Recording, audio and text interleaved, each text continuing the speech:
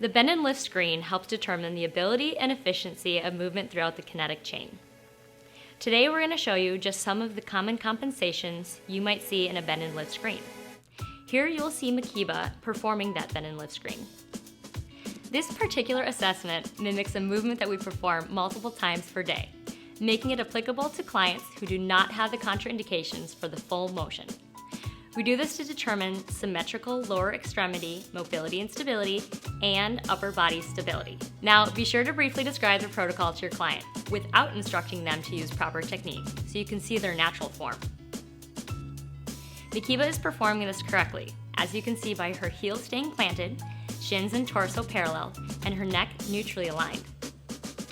You can see Makeba is performing this with proper form because her ankles and knees are not collapsing inward, and there's no lateral shift of the torso. So here's what commonly happens when there are overactive and underactive muscles for this particular movement. You'll see the knees moving inward, which means her hip adductors and TFL are too tight, and her glute medius and maximus are underactive.